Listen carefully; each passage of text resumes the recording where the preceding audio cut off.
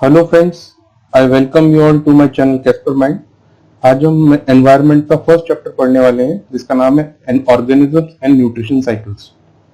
So let's start. Question number 1, explain the terms environment, ecology, ecosystem, ecotone, ecological niche and ecological succession.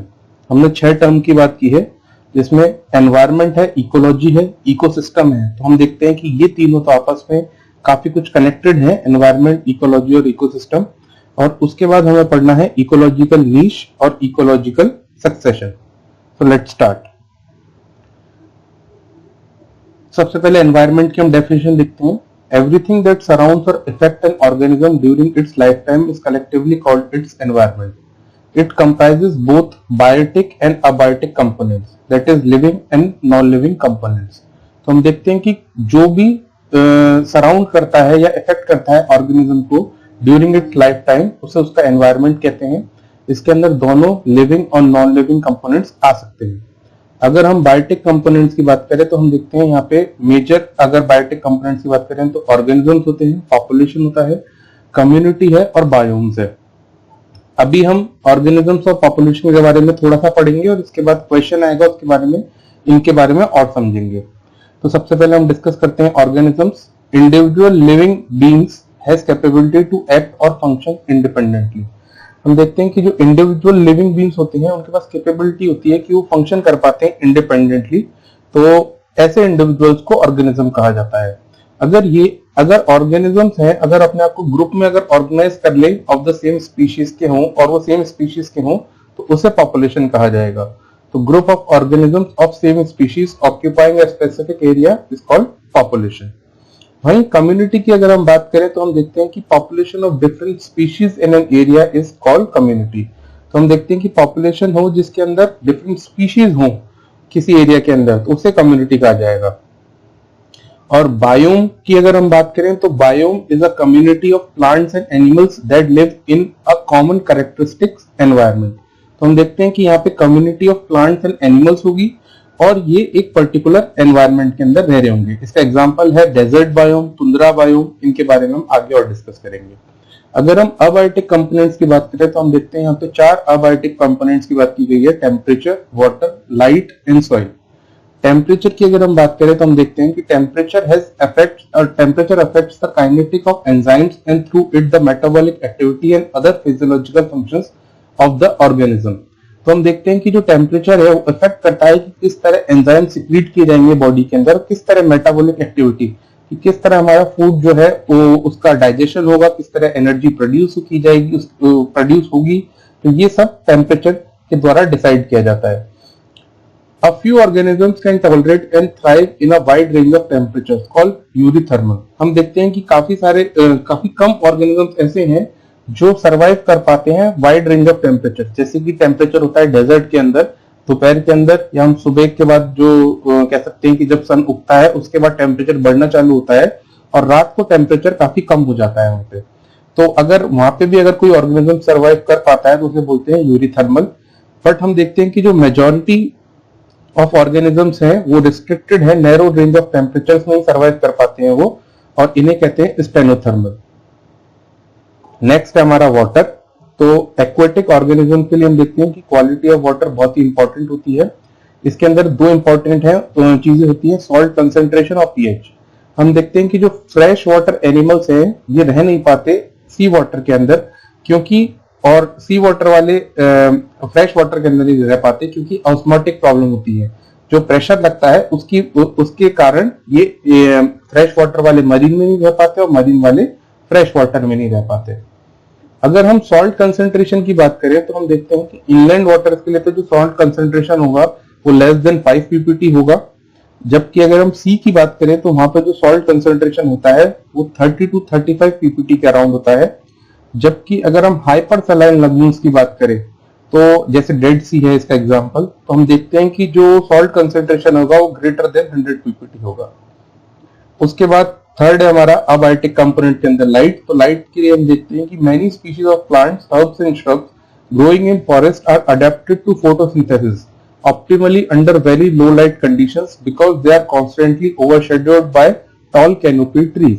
तो हम देखते हैं कि जो स्मॉल प्लांट्स होते हैं फॉरेस्ट के अंदर, वो फोटोसिंथेसिस एक्टिविटीज के लिए उनको लो लाइट कंडीशन ही मिल पाती है, क्योंकि जो बड़े पेड़ होते हैं वो उनके ऊपर बड़े पेड़ छोटे पेड़ तक सनलाइट को आने नहीं देते।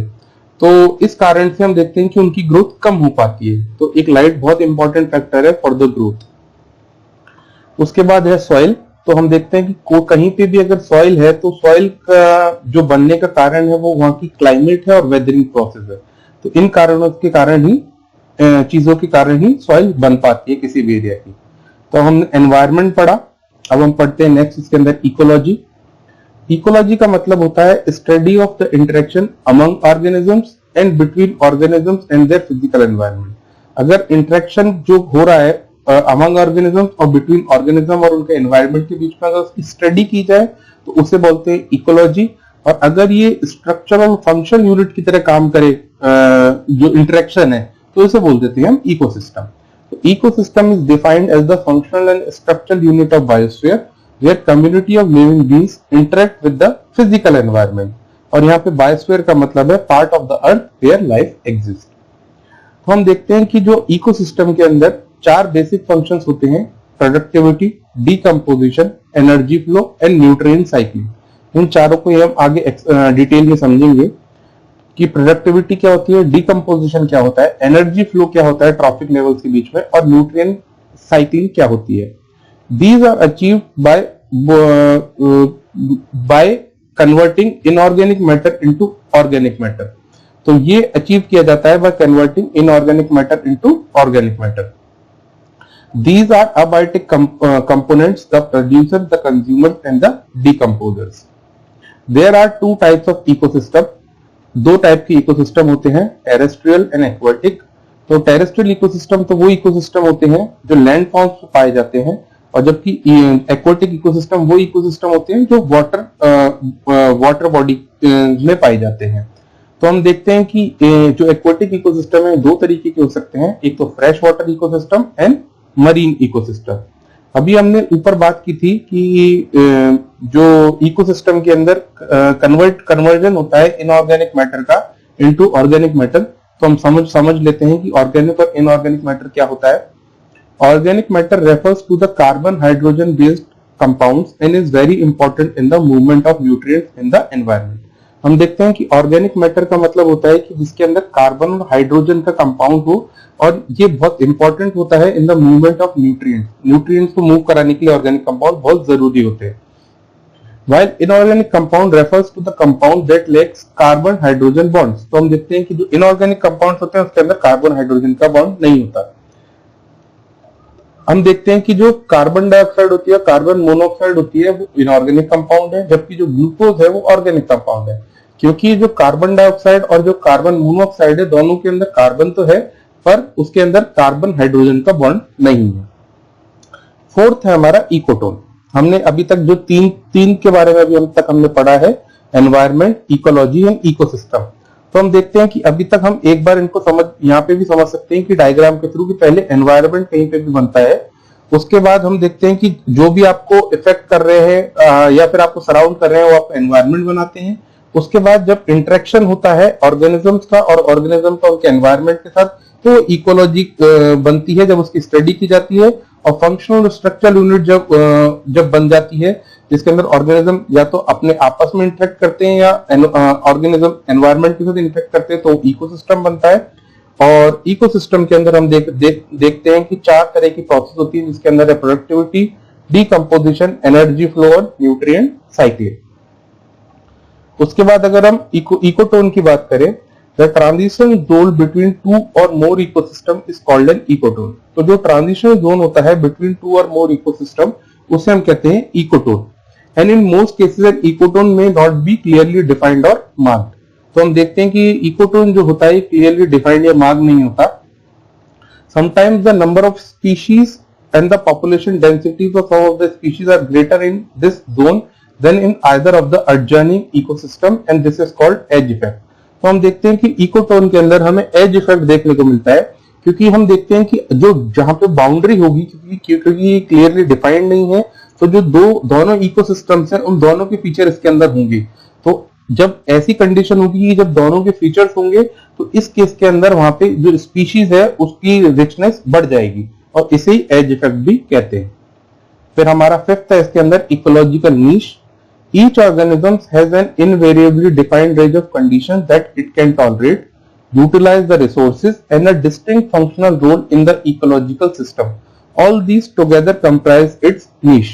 तो हम देखते हैं कि कोई जो ऑर्गेनिज्म है वो डिफाइंड कंडीशंस के अंदर ही सरवाइव कर पाता है, और उस कंडीशन के अंदर वो यूटिलाइज करता है रिसोर्सेज, और एक इंपॉर्टेंट रोल प्ले करता है इकोलॉजिकल सिस्टम के अंदर।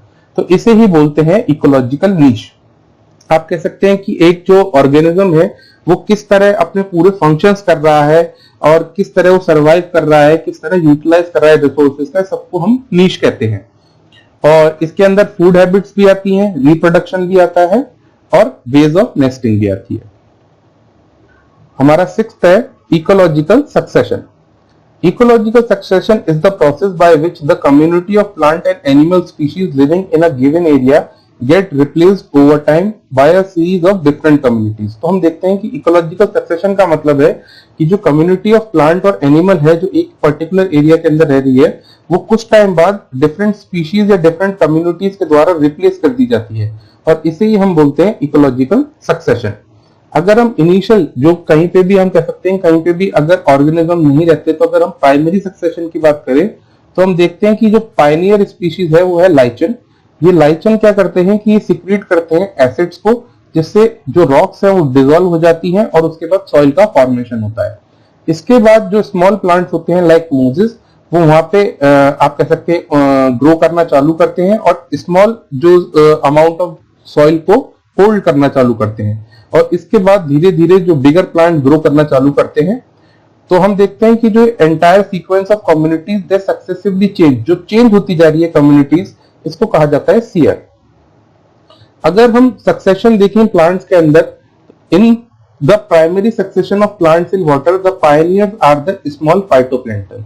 तो हम देखते हैं कि अगर हम प्राइमरी सक्सेशन ऑफ प्लांट्स की अगर हम बात करें वाटर के अंदर, तो हम देखते हैं कि स्मॉल फाइटोप्लैंक्टन्स पायनियर स्पीशीज है, और क्लाइमेक्स हमें इसमें देखने को मिलेगा फॉरेस्ट। मतलब इनिशियली कुछ भी नहीं होगा, तो पहले सबसे पहले स्मॉल फाइटोप्लैंक्टन्स आएंगे, और उसके बाद एक धीरे धीरे करते करते एक फॉरेस्ट बन जाएगा।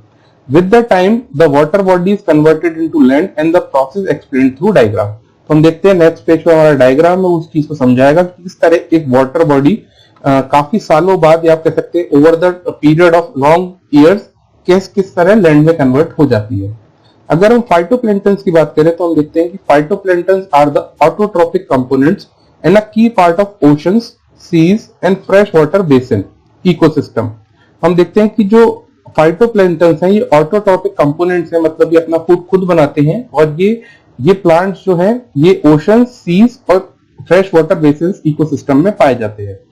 Most of the phytoplanktons are too small and can not individually seen with the naked eye. हम देखते हैं कि जो फाइटोप्लैंक्टन्स होते हैं ये बहुत छोटे होते हैं और हमें नेकेड आई से नहीं दिख पाते। However, present in large number then noticeable by the presence of chlorophyll। तो हम देखते हैं अगर ये लार्ज नंबर में प्रेजेंट होते हैं तो ये by the presence of chlorophyll हम इनको देख सकते हैं। अगर हम एक वाटर बॉडी की बात करें तो हम देखते हैं कि सबसे पहले फाइटोप्लैंक्टन्स आते हैं, जो हमें अभी इमेज जिसकी नहीं दिख पा रही है क्योंकि नेकेड आई से हम नहीं देख पाते फाइटोप्लैंक्टन्स को। सेकंड है सबमर्ज्ड प्लांट स्टेज आती है, जहां पे छोटे छोटे प्लांट्स चालू होते हैं उगने। उसके बाद थर्ड है हमारी submerged free floating plant stage आती है, जिसके अंदर कुछ फ्री फ्लोटिंग प्लांट्स ऊपर तैरने लग जाते हैं। उसके बाद डी है हमारी स्वैम्प स्टेज आती है, यहाँ पे कुछ वुडी प्लांट्स ग्रो करना चालू करते हैं। उसके बाद हम देखते हैं कि एक मार्च स्टेज आती है, इसके अंदर वुडी के साथ साथ हम देखते हैं कुछ हिबिस्कस ट्रीज या प्लांट्स जिसके अंदर ग्रासेस आती हैं, जिनकी जो स्टेम होती है वो वुडी नहीं होती, वो ग्रो करना चालू करते हैं। उसके बाद स्क्रब स्टेज आती है, जिसके अंदर हम देखते हैं छोटे पेड़ उगना चालू होते हैं, और फाइनली एक फॉरेस्ट बन जाता है। तो एक वाटर बॉडी कन्वर्ट हो जाती है फॉरेस्ट में। तो इस तरह हमने पढ़े बेसिक टर्म्स, जिसके अंदर थे environment, ecology, ecosystem, ecotone, ecological niche and ecological succession. अब हम पढ़ने वाले हैं बायोटिक कंपोनेंट्स के बारे में, जिसके अंदर है ऑर्गेनिजम्स और पॉपुलेशन। क्वेश्चन नंबर 2 है हमारा, explain about the following biotic components of an environment. First है इसके अंदर ऑर्गेनिजम्स। ऑर्गेनिजम्स में पढ़ना है classification of organisms and their responses to the environmental impacts. तो सबसे हम क्लासिफिकेशन ऑफ ऑर्गेनिजम्स पढ़ते हैं। क्लासिफिकेशन की अगर हम बात करें तो हमने 3 पार्ट में बांटा हुआ है, ऑटोट्रॉप्स, हेटेरोट्रॉप्स एंड थर्ड में है डिकम्पोजर्स एंड स्कैवेंजर्स। सबसे पहले हम पढ़ते हैं ऑटोट्रॉप्स के बारे में। Autotrophs can produce their own food by process of photosynthesis in the presence of sunlight and CO2, and in the process of producing food, inorganic carbon converted into organic compound that is carbohydrate। तो हम देखते हैं autotrophs वो होते हैं जो खुद अपना खाना बना सकते हैं through the process of photosynthesis, और फोटोसिंथेसिस की प्रोसेस के अंदर उनको सनलाइट और CO2 की जरूरत होती है, और इसके अंदर वो इनऑर्गेनिक कार्बन जो हमारी CO2 है इसको ऑर्गेनिक कंपाउंड में चेंज करते हैं। The autotrophic components include the phytoplankton, जिनके बारे में भी हमने बात की, some algae and the floating submerged and marginal plants found at the edges. Carnivorous plants like pitcher plants use photosynthesis for energy production but depend upon other animals for NPK, hence these are also autotrophs. तो हम देखते हैं कि जो कुछ carnivorous plants हैं जैसे कि पिचर प्लांट है वो भी फोटोसिंथेसिस के थ्रू एनर्जी प्रोडक्शन करते हैं, पर वो अपने जो NPK जो हमारे नाइट्रोजन, फास्फोरस और पोटेशियम की जो उनकी रिक्वायरमेंट होती है उसके लिए वो एनिमल्स के ऊपर डिपेंड करते हैं, इसलिए ये भी ऑटोट्रॉप्स ही कहलाते हैं। अभी हमने देखा था कि जो ऑटोट्रॉप्स हैं वो यूज कर रहे हैं सनलाइट और CO2 को इन द प्रोसेस ऑफ फोटोसिंथेसिस, पर अगर किसी एरिया में या किसी जगह अगर सनलाइट अवेलेबल ही ना हो तो उसके लिए प्रोसेस है chemosynthesis. Autotrophs which do not produce food from sunlight, instead they make food using energy from chemical reactions are called chemosynthesis। तो ऐसे autotrophs जो सनलाइट की जगह एनर्जी के द्वारा अपना फूड बनाते हैं, इस प्रोसेस को कहते हैं कीमोसिंथेसिस। इसका एग्जांपल है bacteria living in active volcano oxidises sulphur to produce food. Such bacteria also found in hot springs which live in deep oceans and produce food through hydrothermal vent. तो हम देखते हैं कि जो बैक्टीरिया जो active volcano में रहते हैं ये ऑक्सीडाइज करते हैं सल्फर को और उसके द्वारा अपना फूड बनाते हैं, और ऐसे बैक्टीरिया हमें हॉट स्प्रिंग में भी मिलते हैं, डीप ओशंस में भी मिलते हैं, जो हाइड्रोथर्मल वेंट के थ्रू अपना फूड बनाते हैं। सेकंड है हेटेरोट्रॉप्स।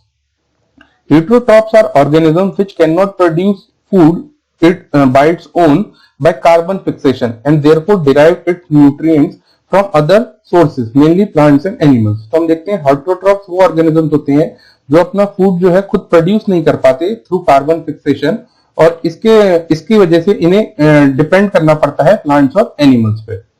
अगर हम डिफरेंट टाइप्स ऑफ हेटेरोट्रॉप्स की बात करें तो हर्बीवोरस है, कार्निवोरस है, ओमनीवोरस है और डिट्रीवोरस है। तो हर्बीवोरस तो वो ऑर्गेनिजम्स हैं जो फीड करते हैं लिविंग प्लांट मटेरियल पे, कार्निवोरस फीड करते हैं लिविंग एनिमल्स पे, ओमनीवोरस फीड करते हैं both living plant and animal materials पे। अगर हम डिट्रीवोरस की बात करें तो हम देखते हैं कि फीड करते हैं डेट्रिटस पे, जिसका मतलब है dead plants and animals materials, और इसके अंदर हम देखते हैं कि ये in the process of the decomposition और decomposes the complex organic matter to release the nutrients like NP, nitrogen, phosphorus and sulphur etcetera. तो हम देखते हैं कि जो डेट्रीवोरस होते हैं ये dead remains of plants and animals तो खाते ही हैं, पर ये रिलीज भी करते हैं nutrients like nitrogen, phosphorus, sulphur etcetera. इसका एग्जांपल है earthworm, wood beetles, crabs etcetera. इसके बारे में हमने इसलिए ज्यादा थोड़ा जोर देके पढ़ा है डेट्रीवोरस को क्योंकि काफी कुछ सिमिलर है ये डिकम्पोजर्स और स्कैवेंजर्स से। थर्ड है हमारा डिकम्पोजर्स एंड स्कैवेंजर्स। सबसे पहले हम पढ़ते हैं decomposers. Decomposes feed on dead plants and animals and secrete enzymes to break down the organic waste and then absorb their nutrients। तो हम देखते हैं कि जो डिकम्पोजर्स होते हैं ये भी फीड करते हैं डेड प्लांट्स और एनिमल्स में, और ये सिक्रीट करते हैं एंजाइम्स जिससे ये ब्रेक डाउन कर पाए उनके न्यूट्रिएंट्स को। Temperature and soil moisture are the most important climatic factors that regulate decomposition through their effect on the activities of soil microbes। तो हम देखते हैं कि जो टेम्परेचर और सॉइल मॉइस्चर है ये सबसे ज्यादा इंपॉर्टेंट है डिकम्पोजिशन के लिए। अगर टेम्परेचर अगर ज्यादा है तो डिकम्पोजिशन एक्टिविटी ज्यादा होती है, और सॉइल मॉइस्चर भी अगर ज्यादा होता है तो भी डिकम्पोजिशन एक्टिविटी ज्यादा होती है।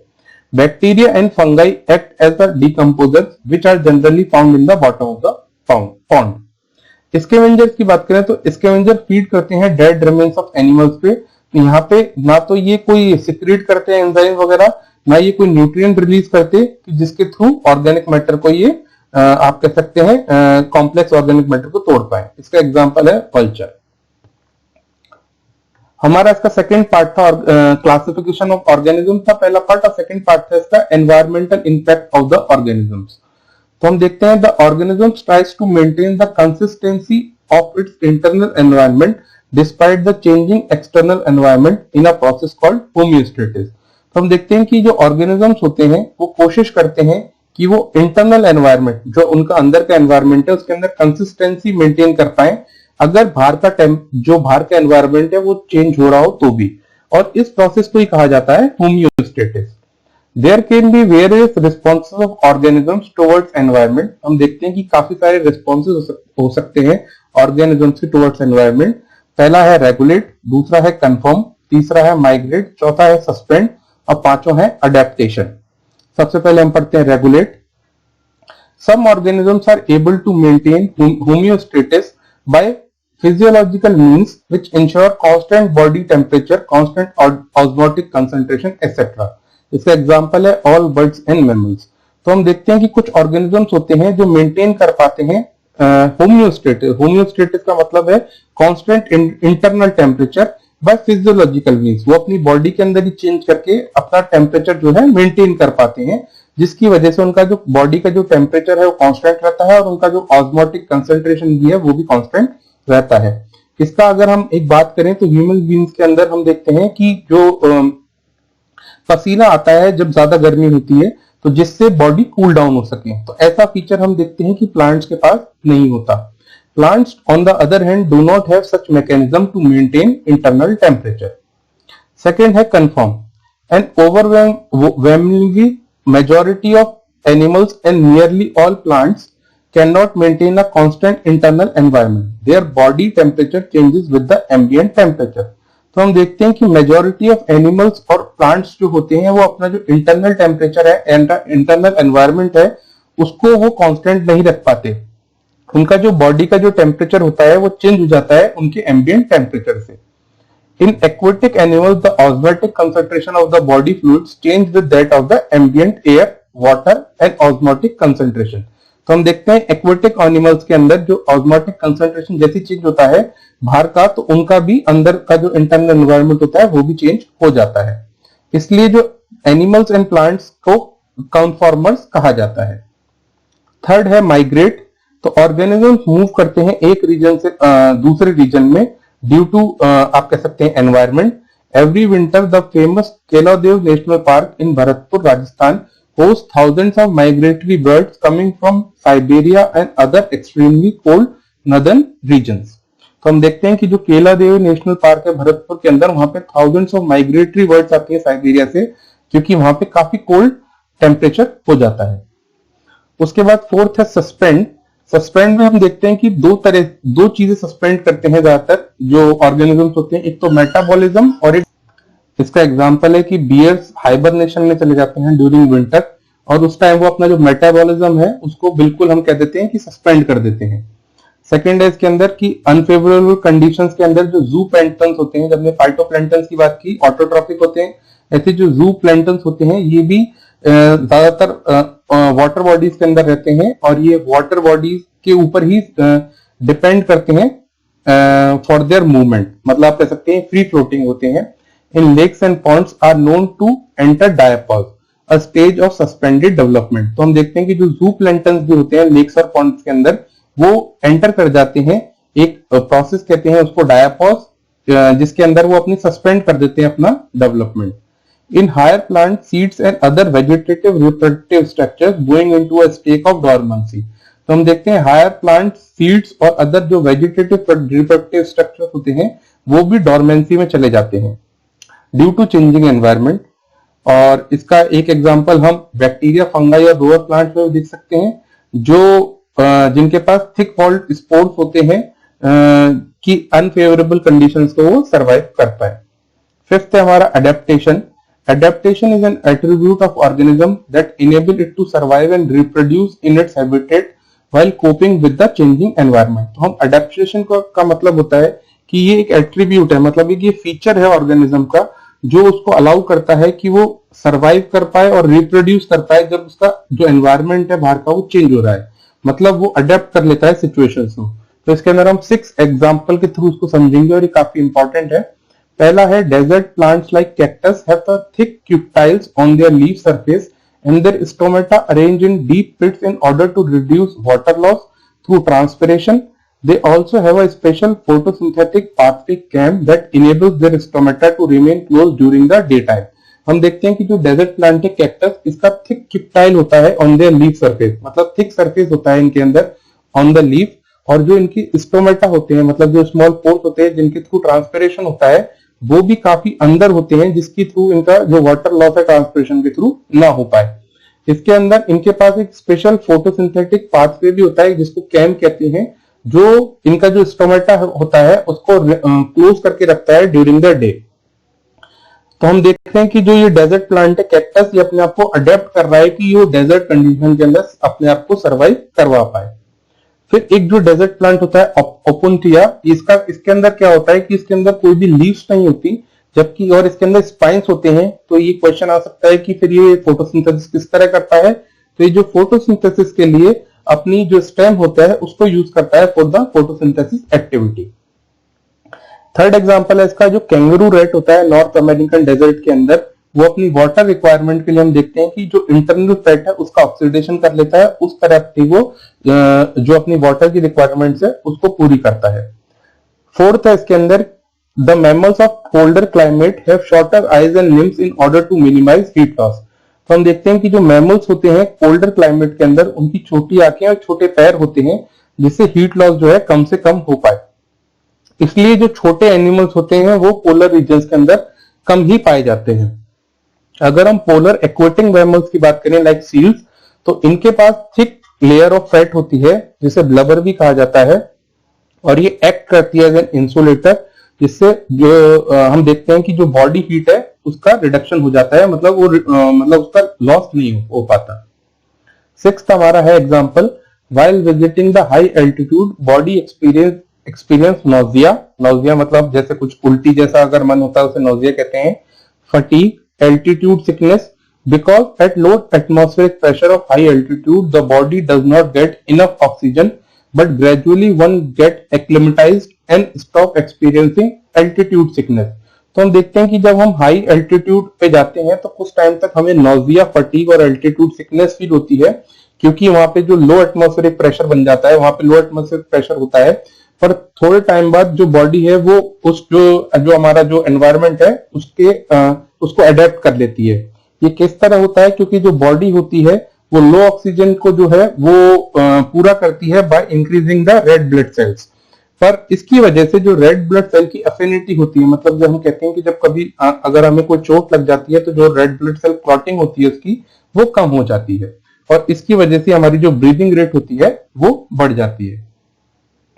हमने जो हमारा जो सेकंड क्वेश्चन था बेसिक कंपोनेंट्स ऑफ एनवायरनमेंट के, हमने सबसे पहले ऑर्गेनिजम्स के हमने दो चीजें पढ़ी कि एक तो हमने ऑर्गेनिजम्स का क्लासिफिकेशन पढ़ा, फिर एनवायरमेंटल इंपैक्ट पढ़ा। अब हम पॉपुलेशन के बारे में बात करेंगे। पॉपुलेशन के अब हम एट्रीब्यूट्स पढ़ेंगे, पॉपुलेशन ग्रोथ पढ़ेंगे और various types of population interactions पढ़ेंगे। तो स्टार्ट करते हैं। पॉपुलेशन, अगर हम एट्रीब्यूट्स की बात करें तो हम देखते हैं कि हम ये 3 पिरामिड हैं उनके थ्रू पॉपुलेशन एट्रीब्यूट समझ सकते हैं। तो हम देखते हैं कि अगर ये पॉपुलेशन एट्रीब्यूट एक्सपेंडिंग उस केस में होगा जिसमें जो चाइल्ड हैं वो ज्यादा होंगे, जो यूथ पॉपुलेशन है वो उनसे कम होगी, और जो ओल्ड एज पॉपुलेशन है वो सबसे कम होगी। अगर स्टेबल कंडीशन की अगर हम बात करें तो हम देखते हैं कि चाइल्ड और यूथ की जो पॉपुलेशन है वो ऑलमोस्ट सिमिलर है, और जो ओल्ड एज पॉपुलेशन है वो कम होती जा रही है।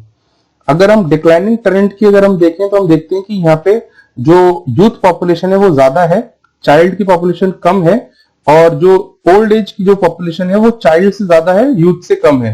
तो हम देख रहे हैं यहाँ पे यूथ और जो ओल्ड एज है वो ज्यादा होते जा रहे हैं, और जबकि जो चाइल्ड है मतलब जो रिप्रोडक्शन है वो कम होता जा रहा है। तो इस कारण हम देखेंगे कि जो पॉपुलेशन है वो कम होती जाएगी किसी भी कंट्री या किसी भी रीजन के अंदर। सेकेंड है population growth. The density of a population in a given habitat fluctuates during a given period due to changes in 4 basic processes. तो हम देखते हैं कि जो पॉपुलेशन होती है किसी भी हैबिटेट के अंदर वो फ्लक्चुएट करती है ड्यू टू 4 प्रोसेसेस. तो इसके अंदर 4 प्रोसेसेस हैं, हम उनके बारे में एक एक करके डिस्कस करते हैं. पहला है natality. Number of birth in the population during a given period is called natality. तो जितने बर्थ होंगे एक पॉपुलेशन के अंदर एक पर्टिकुलर पीरियड के अंदर उसे नेटेलिटी कहा जाएगा. जो मोर्टेलिटी, सेकेंड है mortality. Number of death in the population during a given period is called mortality. कि जितनी डेथ होंगी पॉपुलेशन के अंदर एक पर्टिकुलर पीरियड के अंदर उसे मोर्टेलिटी कहा जाएगा. थर्ड है immigration. Number of individuals of the same species that have come into the habitat from elsewhere. कि जितने इंडिविजुअल्स हैं और एक ही स्पीशीज के अगर वो हैबिटेट के अंदर अगर आ रहे हैं तो उसे इमिग्रेशन कहा जाएगा. और अगर इंडिविजुअल्स अपने हैबिटेट को छोड़कर कहीं और जा रहे हैं तो उसे एमिग्रेशन कहा जाएगा. तो हम देखते हैं कि जो नेटेलिटी और इमिग्रेशन है इसके कारण किसी भी जगह पे पॉपुलेशन डेंसिटी जो है वो इंक्रीज होती है और मोर्टेलिटी और एमिग्रेशन की वजह से जो पॉपुलेशन ग्रोथ है वो डिक्रीज होती है. उसके अंदर हमारा जो पॉपुलेशन के अंदर सेकंड पार्ट था, थर्ड पार्ट है इसके अंदर population interaction. Nature, animals, plants and microbes do not and cannot live in isolation but interact in various ways to form a biological community. तो हम देखते हैं कि जो नेचर, एनिमल, प्लांट्स और माइक्रोब्स हैं ये एक दूसरे के साथ इंटरेक्ट करते हैं और जो इंटरेक्शन होता है ये बेनिफिशियल भी हो सकता है, डेट्रीमेंटल भी हो सकता है, न्यूट्रल भी हो सकता है. तो बेनिफिशियल इंटरेक्शन के लिए हम पॉजिटिव साइन यूज करते हैं, डेट्रीमेंटल के लिए हम नेगेटिव और जीरो यूज कर रहे हैं हम न्यूट्रल इंटरेक्शन के लिए. तो हम 6 तरह के इंटरेक्शन पढ़ेंगे. ये 6 बहुत इंपॉर्टेंट है. तो पहला और जो दूसरा है, पहला है म्यूचुअलिज्म, दूसरा है कंपटीशन. तो म्यूचुअलिज्म के अंदर देखेंगे कि हम दोनों जो स्पीशीज है दोनों को बेनिफिट होगा. म्यूचुअल हम देखते हैं कि म्यूचुअलिज्म है तो दोनों बेनिफिट करेंगे. जबकि कंपटीशन के अंदर हम देखेंगे कि जो दोनों आप कह सकते हैं कि पॉपुलेशन है, दोनों जो टाइप की पॉपुलेशन है दोनों के अंदर स्पीशीज है दोनों को लॉस होगा या दोनों के लिए डिट्रीमेंटल होगा. सबसे पहले हम म्यूचुअलिज्म पढ़ते हैं. This interaction confers benefits on the interacting species. तो हम देखते हैं कि जो दोनों स्पीशीज है दोनों बेनिफिट कर रही हैं. जिसका एग्जांपल है mutual relationship between the fig tree and the wasp. हम देखते हैं कि जो फिग फ्लावर होता है वो पॉलिनेट किया जाता है वास्प के द्वारा और जो वास्प होती है वो उसके अंदर एग दे देती है फिग फ्रूट के अंदर. तो जो दोनों स्पीशीज हम देखते हैं कि दोनों स्पीशीज को इसके अंदर फायदा हो रहा है. जबकि जो नेक्स्ट कंपटीशन है, कंपटीशन के अंदर हम देख रहे हैं कि ये स्ट्रगल होता है for the existence and occur on the same resource level. हम देखते हैं कि जब दो स्पीशीज एक ही रिसोर्स के लिए जब लड़ने लग जाती है तो वो कंपटीशन बन जाता है और ये डेट्रीमेंटल होता है दोनों ही स्पीशीज के लिए. इसका एग्जांपल है competition in the Wolves and tigers and the competition in the weeds and crops. जो वीड्स हो जाते हैं, जो अनवांटेड प्लांट्स हमारे उगते हैं क्रॉप्स के साथ, उसके कारण भी हम देखते हैं कि दोनों स्पीशीज को फायदा नहीं होता, दोनों को ही घाटा होता है. फिर थर्ड और फोर्थ है हमारा प्रीडेशन एंड पैरासिटिज्म.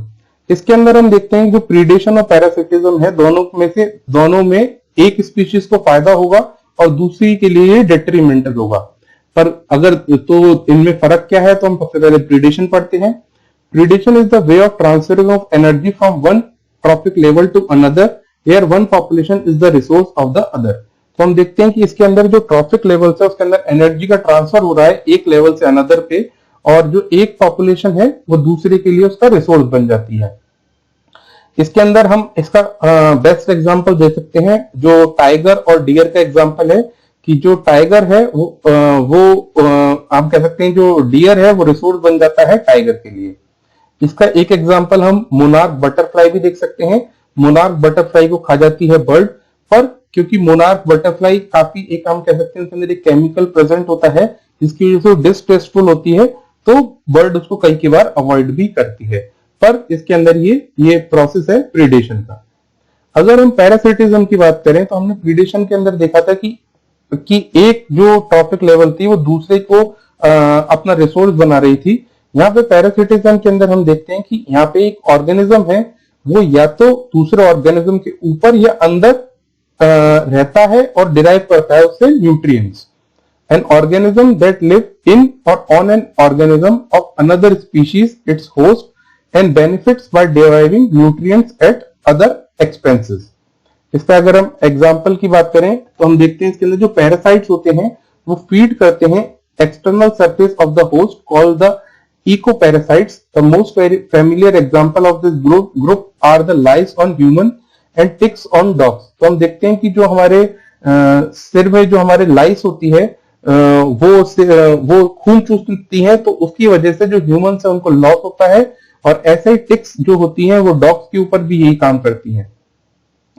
अगर हम फीमेल मॉस्किटो की बात करें तो उसे पैरासाइट कंसीडर नहीं किया जाता, जबकि वो हम देखते हैं कि वो सक करती हैं ब्लड ह्यूमन बींग्स का, क्योंकि जो सक करती हैं ब्लड वो सिर्फ रिप्रोडक्शन के लिए करती हैं, वो न्यूट्रिशन के लिए नहीं करती। तो हम देख रहे हैं कि जो हमारा प्रीडेशन था और पैरासिटिज्म था, दोनों के अंदर ही एक स्पीशीज बेनिफिट में थी और जो दूसरा था वो उसके अंदर उसको डिट्रीमेंटल इफेक्ट आया।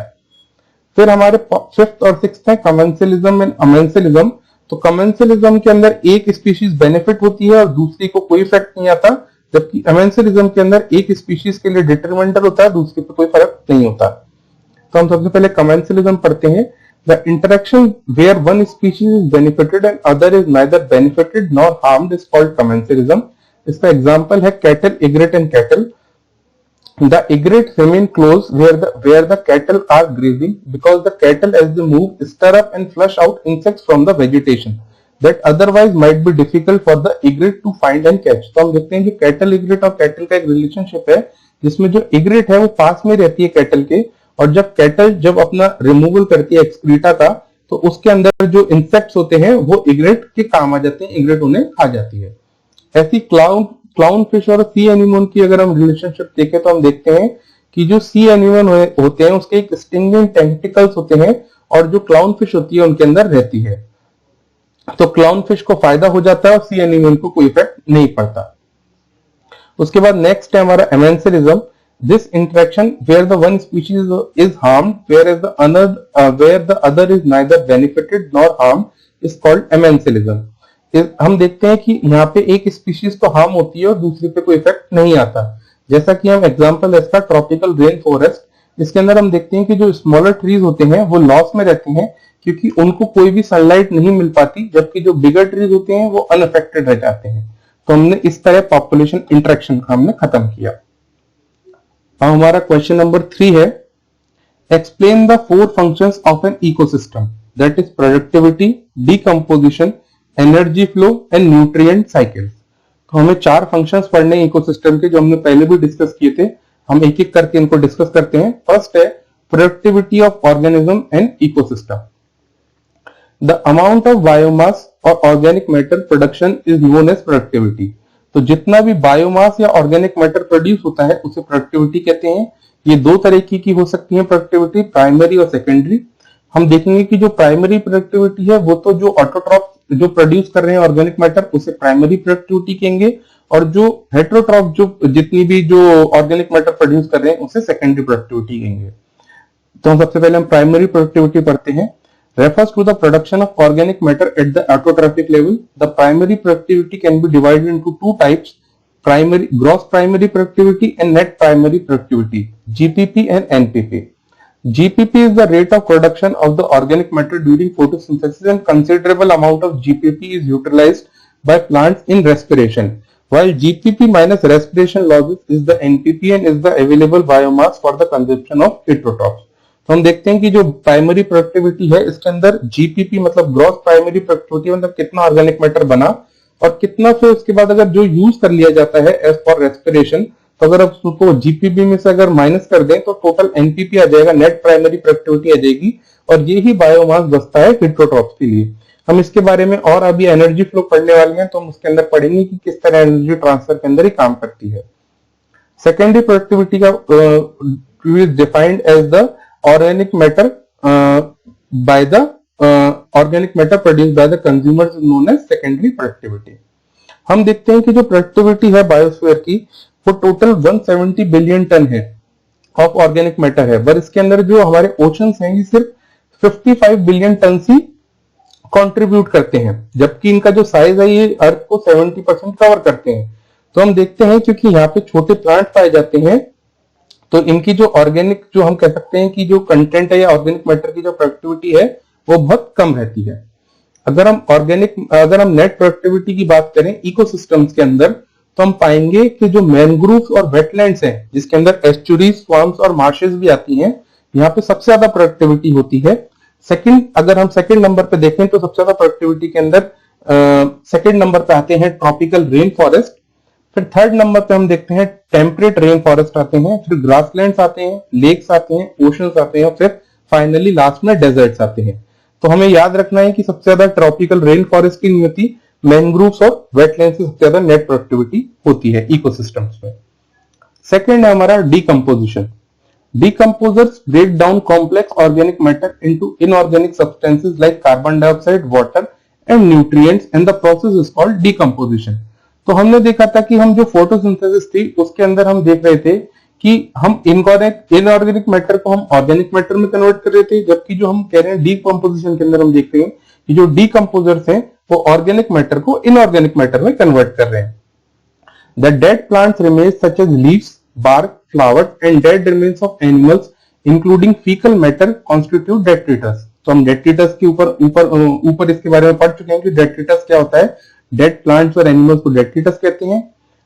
Decomposition is largely an oxygen requiring process. The rate of decomposition is controlled by chemical composition of detritus and climatic factors. तो हम देखते हैं कि जो decomposition है इसके लिए काफी सारी ऑक्सीजन की रिक्वायरमेंट होती है। तो इंपॉर्टेंट स्टेप्स जो होते हैं डीकंपोजिशन के वो है fragmentation, leaching, catabolism, humification and mineralisation. हम एक एक करके समझ लेते हैं क्या क्या होते हैं ये। सबसे पहले है fragmentation. Detritivores break down detritus into smaller particles. तो हम देखते हैं कि जो डेट्रीवोरस होते हैं ये डेट्रिटस को स्मॉलर पार्टिकल्स में ब्रेक करते हैं। इसका एग्जाम्पल की अगर हम बात करें तो अर्थवॉर्म है इसका example. The earthworm being referred to as the farmer's friend. This is so because they help in the breakdown of the complex organic matter as well as it loosens the soil. तो हम देखते हैं कि एक तो organic complex organic matter है उसको तोड़ता है और दूसरा ये सॉइल को भी लूज कर देता है, जिससे हम देखते हैं कि जो हमारे प्लांट्स होते हैं उनको एयर लेने में मदद मिलती है। तो इसलिए अर्थवॉर्म को फार्मर्स का फ्रेंड भी कहा जाता है। सेकेंड है leaching. Bye the process of leaching water soluble inorganic nutrients flow down into the soil horizon and gets precipitated as unavailable salts. तो हम देखते हैं कि जो लीचिंग के थ्रू हम देखते हैं कि जो वाटर सॉल्युबल इनऑर्गेनिक न्यूट्रिएंट्स होते हैं वो नीचे चले जाते हैं सॉइल होराइजन के अंदर। फिर थर्ड है हमारा catabolism. Bacterial and fungal enzymes degrade detritus into simple inorganic matter. तो हम देखते हैं कि जो बैक्टीरिया और जो फंगल एंजाइम्स हैं ये डेट्रिटस को सिंपल इनऑर्गेनिक मैटर में तोड़ देते हैं, सब्सटेंसेस में तोड़ देते हैं और इसे कैटाबॉलिज्म भी कहते हैं। फोर्थ है हमारा इसके अंदर humification. Humification leads to the accumulation of dark coloured substance called humus. ये काफी इंपॉर्टेंट है humus. Humus is highly resistant to microbial action and undergoes decomposition at extremely slow rate. It serves as the reservoir of nutrients. तो हम देखते हैं कि जो humus होता है ये इसके अंदर डिकम्पोजिशन बहुत ही स्लो होता है और इसके अंदर ही ह्यूमस के अंदर ही सारे न्यूट्रिएंट्स होते हैं। इसलिए जो हमारा ह्यूमस होता है हम देखते हैं कि इसको खाद की तरह भी यूज किया जाता है। फिर फिफ्थ है हमारा mineralisation. The humus is further degraded by some microbes and release of inorganic nutrients occur by the process known as mineralisation. तो हम देखते हैं कि जो ह्यूमस है इसको डिग्रेड करते हैं माइक्रोब्स और जो इनऑर्गेनिक मैटर है ये मिनरल्स में कन्वर्ट हो जाते हैं। थर्ड हमारा फंक्शन है एनर्जी फ्लो। इसके बारे में हम पढ़ते हैं। Autotrophs and photosynthetic bacteria autotrophs fix sun's radiant energy to make food from simple inorganic materials. तो हम देखते हैं कि जो ऑटोट्रॉप्स होते हैं फोटोसिंथेटिक बैक्टीरिया होते हैं ये सन की जो एनर्जी होती है उसको कन्वर्ट करते हैं इनऑर्गेनिक मटेरियल को into food. In terrestrial ecosystem, major producers are hibiscus and woody plant. Likewise, producers in an aquatic ecosystem are various species like phytoplankton, algae and higher plants. तो इसमें हम discuss करने वाले हैं food chain, food web, trophic levels और ecological pyramids के बारे में। सबसे पहले food chain. The transfer of food energy in the ecosystem from one group of organism to another group through a series of steps is called food chain. तो जो transfer of energy होता है एक इकोसिस्टम के अंदर from one group of organism to another, इसे हम कहते हैं इन स्टेप्स को कहते हैं फूड चेन। तो ये दो तरीके की हो सकती है, एक तो ग्रेजिंग फूड चेन जिसके अंदर प्लांट्स होंगे, हर्बीवोरस होंगे, फिर कार्निवोरस होंगे, या डेट्रिटस फूड चेन जिसके अंदर डेट्रिटस होगा, फिर डेट्रीवोरस होगा, फिर स्मॉल वर्ड्स और उसके बाद हॉप होगा। सेकेंड है food web. An ecosystem in reality works by several interconnected and overlapping food chains. जो इकोसिस्टम है उसके अंदर हम देखते हैं कि सेवरल इंटरकनेक्टेड और ओवरलैपिंग फूड चेन्स काम करती हैं और इसे ही कहा जाता है फूड वेब। तो इसी के थ्रू, फूड वेब के थ्रू ही हम देखते हैं कि जो ट्रांसफर ऑफ एनर्जी होती है। थर्ड है trophic levels. The energy is passed through the system of food chains and webs. The level through which food energy passes from one group of organisms to another group through a series of steps or levels are trophic levels and the flow of energy is unidirectional. तो हम देखते हैं कि जो energy pass होती है food chains और food web से, और the level through which food energy passes from group to another group through a series of steps, और इन्हीं को हम जो स्टेप्स होते हैं इन्हीं को हम कहते हैं ट्रॉफिक लेवल्स। और जो ये फ्लो ऑफ एनर्जी होती है ये यूनिडायरेक्शनल होती है, मतलब एक ट्रॉफिक लेवल से दूसरे ट्रॉफिक लेवल की तरफ ही जाती है, रिटर्न नहीं हो सकती। The amount of energy decreases at the successive trophic levels because some of the energy produced by plants is lost during respiration and some due to heat loss. The transfer of energy follows the 10% law. तो हम देखते हैं कि जो transfer of energy होती है इसके अंदर जो कुछ एनर्जी जो हमारी होती है जो प्लांट्स के द्वारा प्रोड्यूस की जाती है वो लॉस्ट भी हो जाती है इन द प्रोसेस ऑफ रेस्पिरेशन और हीट लॉस के द्वारा। और जो ट्रांसफर ऑफ एनर्जी हो रही है ये 10% लॉ को फॉलो करती है। 10% लॉ का मतलब है कि जो 10% होती है एनर्जी वो ही ट्रांसफर होती है ईच ट्रॉफिक लेवल्स में। Each trophic level has a certain mass of living material at a particular time called as the standing crop. तो हम देखते हैं कि जो ईच ट्रॉफिक लेवल के अंदर कुछ लिविंग मटेरियल होता है उसे हम कहते हैं standing crop. An organism can occupy more than one trophic level simultaneously. तो हम देखते हैं कि ऐसा नहीं है कि एक ऑर्गेनिज्म एक ही ट्रॉपिक लेवल में रह सकता है, वो दो ट्रॉपिक लेवल में भी रह सकता है। The tropic level represents a functional level, not a species as such. तो जो ट्रॉपिक लेवल है वो सिर्फ एक फंक्शनल लेवल बता रहा है कि जिसके अंदर स्पीशीज का मतलब नहीं होता। इसका एग्जाम्पल की अगर हम बात करें, a sparrow is a primary consumer when it eats seeds. तो ये प्राइमरी कंज्यूमर होती है जब ये सीड्स खाती है, फ्रूट्स खाती है, पीस खाती है, और सेकेंडरी कंज्यूमर बन जाती है जब ये इंसेक्ट्स और वर्म्स खाती है। In most ecosystem all the pyramids of the number of energy and biomass are upright. तो हम देखते हैं कि जो जितने भी इकोसिस्टम होते हैं उसके अंदर जो पिरामिड ऑफ एनर्जी होता है, जो हम देखते हैं कि एनर्जी फ्लो होता है वो पिरामिड की शेप का होता है, मतलब वो डिक्रीज होती जाती है क्योंकि एनर्जी, तो वो पिरामिड की शेप ले लेता है जिसके अंदर प्रोड्यूसर ज्यादा होते हैं, और हम देखते हैं कि जो producers are more in number than the herbivores. पर इसका एक्सेप्शन भी हो सकता है कि अगर कोई इंसेक्ट्स हैं अगर वो फीड कर रहे हैं बिग ट्री पे, तो हम देखते हैं कि यहाँ पे जो प्रोड्यूसर तो कम है और यहाँ पे जो आप कह सकते हैं कि यहाँ पे बढ़ गए, जो हमारे इंसेक्ट्स हैं वो ज्यादा हो गए और जो हमारी जो ट्री है वो एक ही रह गया। फोर्थ है ecological pyramid. The energy or biomass availability with the successive higher trophic levels in the food chain in a natural ecosystem is called ecological pyramid.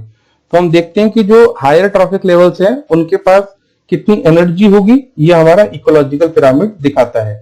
यहाँ पे अभी हमने बात की थी इकोसिस्टम के अंदर जो हमारा पिरामिड्स की शेप जो बनती है, इसके अंदर हमने एक्सेप्शन पढ़ा था कि यहाँ पे हम देखते हैं कि जो प्रोड्यूसर जो है वो ज्यादा होते हैं कंपेयर टू हर्बीवोर, पर हम देखते हैं कि जो ट्री तो प्रोड्यूसर है वो एक ही है और जबकि इंसेक्ट ज्यादा है, तो ऐसा कभी उल्टा भी हो सकता है।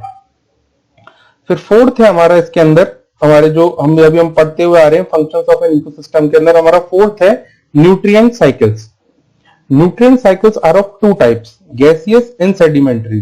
The reservoir for the gaseous type of nutrient cycle, carbon and nitrogen cycle, exist in the atmosphere. तो हम देखते हैं दो तरह की न्यूट्रिएंट साइकिल्स होती हैं, गैसियस और सेडिमेंट्री। और जो रिजर्वायर है कि मतलब आप कह सकते हैं कि जो प्राइमरी सोर्स है gaseous type of nutrient cycle का जिसके अंदर कार्बन और नाइट्रोजन साइकिल आती है वो तो एटमॉस्फेयर है, जबकि जो सेडिमेंट्री साइकिल्स हैं जिसके अंदर हम बात करें सल्फर और फास्फोरस की, तो इनका जो रिजर्वायर है वो है अर्थ क्रस्ट। मतलब ये रॉक्स के थ्रू हमें देखने को मिलेगा कि उनके थ्रू ये साइकिल स्टार्ट होती है। सबसे पहले हम पढ़ते हैं कार्बन साइकिल। कार्बन साइकिल में हम कार्बन साइकिल पढ़ेंगे, फिर carbon fixation and carbon sequestration पढ़ेंगे। In the composition of living organisms, carbon is the main constituent next to water, while the inorganic carbon CO2 helps the existence of life on Earth, as it needed for photosynthesis to make carbohydrates. तो हम देखते हैं कि जो हमारा जो carbon है वो नेक्स्ट मेन कॉन्स्टिट्यूएंट है आफ्टर वाटर, और इसमें जो इनऑर्गेनिक कार्बन है इसको हम कन्वर्ट करते हैं bye the process of photosynthesis, जिसके थ्रू हम कार्बोहाइड्रेट्स बनाते हैं. The atmosphere only contains 1% of the total carbon, while 70% of the carbon is dissolved in the oceans. इसलिए हम ओशंस को कार्बन सिंक भी कहते हैं. अगर हम वर्किंग पढ़े कार्बन साइकिल की, तो plants prepare food by photosynthesis as plant use the sunlight and CO2 in the atmosphere and convert the inorganic carbon into organic carbon compounds of 6 carbon atoms called glucose. इसके बारे में हम पहले भी पढ़ चुके हैं. Then plant tissues are either being eaten up by the herbivorous animals or get decomposed by the microorganisms. तो हम देखते हैं कि उसके बाद जो प्लांट टिश्यूज होते हैं या तो उसे हर्बीवोरस एनिमल्स खा लेते हैं या फिर वो डिकम्पोज कर दिए जाते हैं बाय माइक्रो ऑर्गेनिजम्स. यहाँ पे जो हर्बीवोरस हैं ये यूटिलाइज करते हैं some of the carbohydrate themselves and release CO2 और रिलीज करते हैं ये CO2. तो हम कहते हैं जो हर्बीवोरस जिन्होंने कंज्यूम किया कार्बोहाइड्रेट्स, उसके बाद ये रेस्पिरेशन के थ्रू हम देखते हैं कि ये CO2 रिलीज करते हैं. और इसके बाद हम देखते हैं कि जो माइक्रो ऑर्गेनिजम्स होते हैं ये भी इसी तरह करते हैं जब ये प्लांट को कंज्यूम कर लेते हैं. इससे पहले जो प्लांट्स भी होते हैं वो भी देमसेल्फ भी वो हम देखते हैं कि जो उन्होंने ऑर्गेनिक मटेरियल बनाया उसको यूज करते हैं, और जब वो रेस्पिरेशन करते हैं तो वो भी CO2 छोड़ते हैं. अगर हम अदर सोर्सेज की बात करें, रेस्पिरेशन ये हम पहले पढ़ चुके हैं. सेकंड है इसके अंदर बर्निंग ऑफ फॉसिल फ्यूल, जिसके अंदर है coal, oil and natural gas. Third है वोल्केनिक इरप्शंस. फिर हम इसमें पढ़ते हैं carbon fixation. Carbon fixation or carbon assimilation is the process of conversion of inorganic carbon to organic compounds by living organisms. The most prominent example is photosynthesis. The majority of fixation occur in marine environment, especially in areas of high nutrients. तो हमने carbon fixation के बारे में इस chapter में कई बार बात करी है, पर हम पर्टिकुलर डेफिनेशन पे आ गए हैं. अब नेक्स्ट है carbon sequestration. Carbon sequestration describes long-term storage of carbon dioxide and deposit it in a reservoir, either to mitigate or defer global warming and avoid dangerous climate change. तो हम देखते हैं जो कार्बन सीक्वेस्ट्रेशन है इसका मतलब होता है कि ये लॉन्ग टर्म स्टोरेज की बात करता है कार्बन डाइऑक्साइड की, और उसको डिपॉजिट की बात करता है किसी रिजर्वायर में, जिससे हम देखें कि जो ग्लोबल वार्मिंग है उससे बचा जा सके. ये हमारा जो कार्बन साइकिल है उसका डायग्राम है कि किस किस तरह कार्बन जो है वो एटमॉस्फेयर में ऐड हो रही है.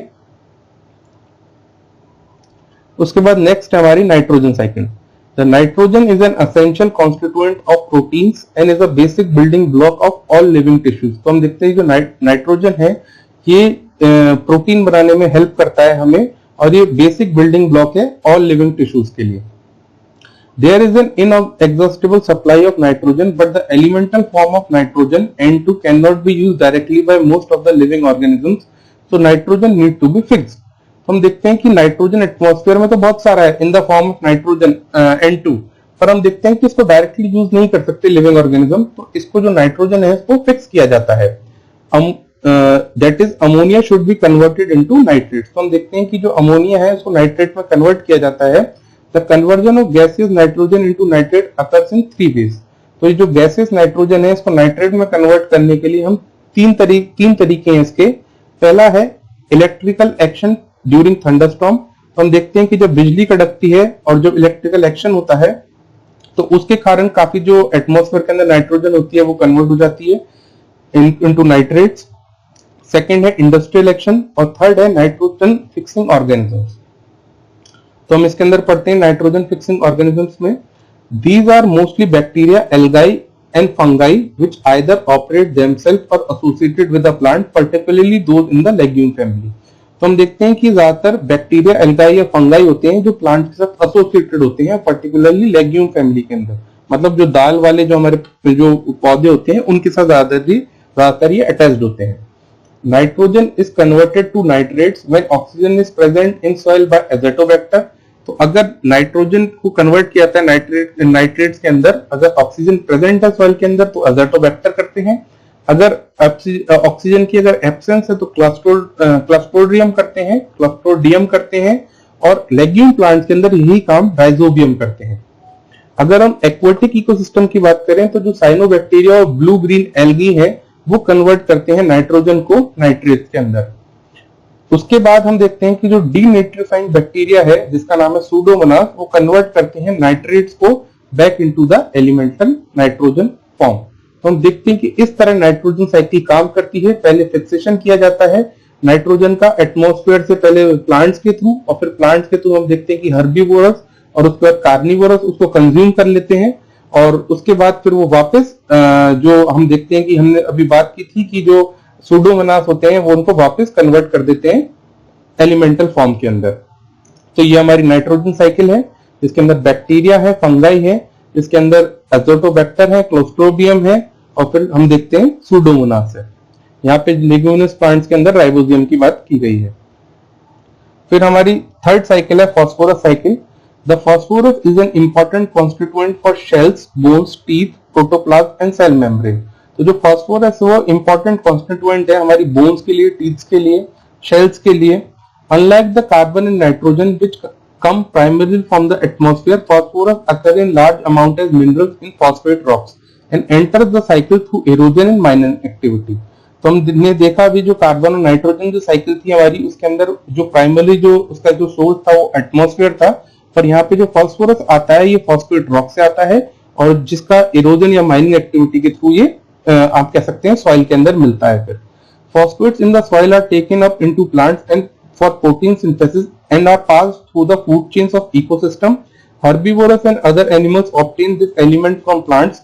The waste products and the dead remains are decomposed by the phosphate solubilizing bacteria releasing the phosphorus। तो हम देखते हैं कि जो फॉस्फेट है वो सॉइल के अंदर से प्लांट्स ले लेते हैं, और उसके बाद ये फूड चेन के अंदर कंटिन्यू होता है। उसके बाद जो वेस्ट प्रोडक्ट होता है या डेड ऑर्गेनिजम्स होते हैं उसको जो डिकम्पोज कर दिया जाता है बाय फॉस्फेट सोल्यूबलाइजिंग बैक्टीरिया के थ्रू, और उसके बाद वापस फॉस्फोरस रिलीज हो जाता है सॉइल के अंदर। अगर जो हम ये फॉस्फोरस की हम रैपिड अगर हम रिटर्न की बात करें तो ये जो अपवेलिंग होती है मरीन सेडिमेंट्स की इन द, जब हॉट और कोल्ड ओशन करंट मिलते हैं तो उस टाइम सबसे ज्यादा फॉस्फोरस रिटर्न किया जाता है एटमॉस्फेयर के अंदर।